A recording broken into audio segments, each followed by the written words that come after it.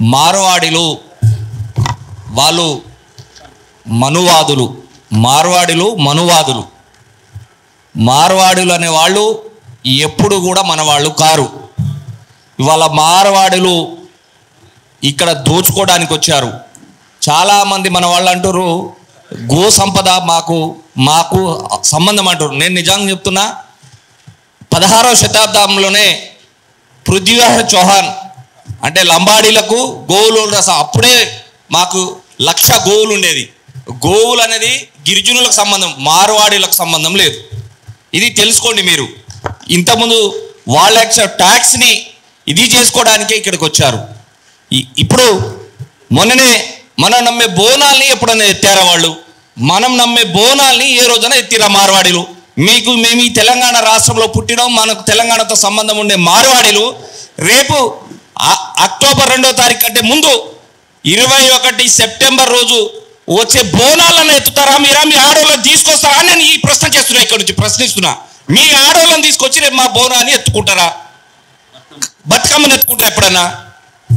మీరు ఏ రోజన్నా మా బతుకమ్మను ఎత్తుకున్న దాఖలాలు ఉన్నాయా? మేము ఈ తెలంగాణ ఉద్యమంలో వైశ్యాలు పాల్గొన్నారు, ఎస్సీలు పాల్గొన్నారు, ఎస్టీలు పాల్గొన్నారు. నిజంగా ఎవరైనా మీ నాయకులు కానీ మీ విద్యార్థి నాయకులు ఎవరైనా పాల్గొంటే పిడమర్తి గారి ఫోన్ నెంబర్ మీ దగ్గర ఉంటుంది, ఆయనకు వాట్సాప్ చేయండి అని కోరుకుంటాను మార్వాడి సోదరులకు. పోనీ ఒక కేసు అన్న మీ మీద పెట్టించుకున్నారా? తెలంగాణ ఉద్యమంలో మీరు బయటకు వచ్చి ఒక రాళ్ళని వేశారని అడుగుతున్నా ఈ మార్వాడి సోదరులకు. మీరు ఎట్లా మా వాళ్ళు అవుతారు?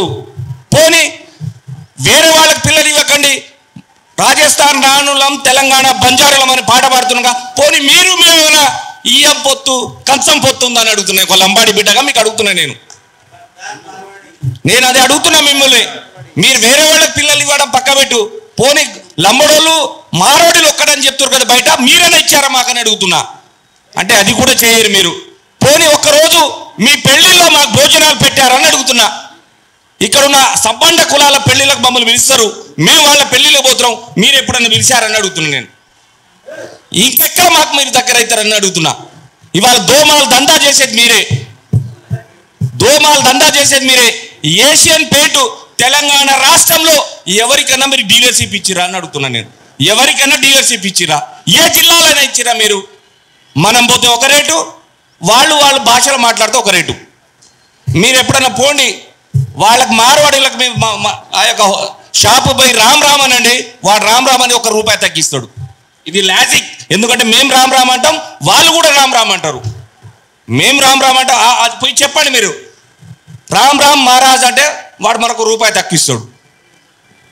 అంటే చూడండి వాళ్ళ లాజిక్. వాళ్ళ భాషలో మాట్లాడుకుంటే దొంగ వ్యాపారం చేసేది వాళ్ళే, దొంగ బంగారం కొనేది వాళ్ళే.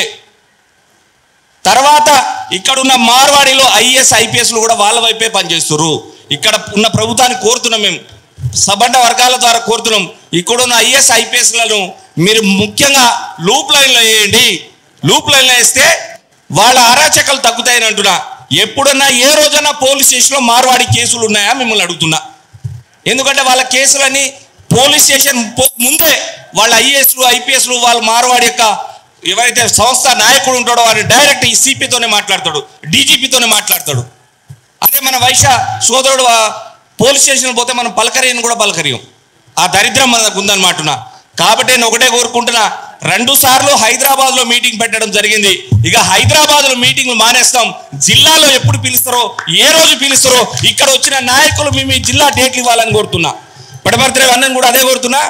ఈ హైదరాబాదులో మేము ఇక మీటింగ్లు పెట్టదలుచుకోలే, ఊర్లలోకే వస్తాము.